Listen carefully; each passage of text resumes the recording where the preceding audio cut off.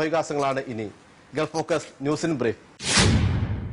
6 Gulf രാജ്യങ്ങളുടെ കൂട്ടായ്മയായ GCCയുടെ 32ാമത് ഉച്ചകോടി റിയാദിൽ നടന്നു.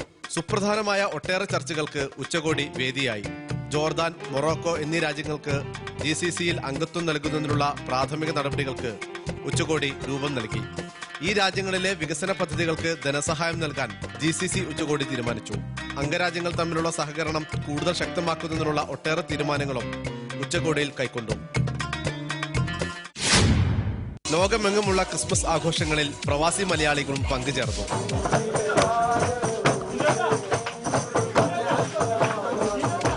അലനിലെ കബീസിയിലെ ഒരു ലേബർ ക്യാമ്പിൽ ക്രിസ്മസിനെ വരവേൽക്കാൻ തൊഴിലാളികൾ ഒരുക്കിയ ഭീമൻ പുൽക്കൂട് ശ്രദ്ധേയമായി.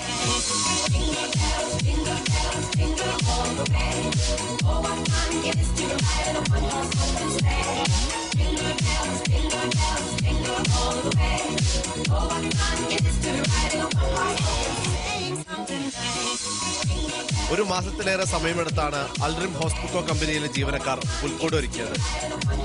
ഇത്തരത്തിൽ വലിയ ഒരു പുൽക്കൂട് ഒരുക്കുക എന്നത് തങ്ങളുടെ വർഷങ്ങളായുള്ള ആഗ്രഹമായിരുന്നുവെന്ന് ജീവനക്കാർ പറഞ്ഞു.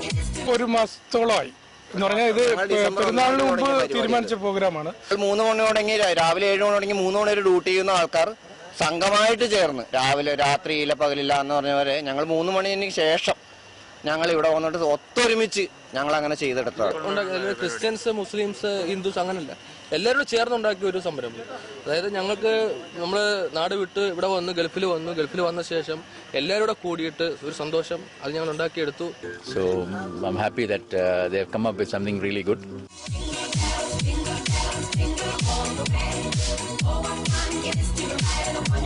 ജാതി മത ഭേദമന്യേ നിരവധി പേർ ക്രിസ്മസ് ആഘോഷങ്ങളിൽ പങ്കുകൊണ്ടു.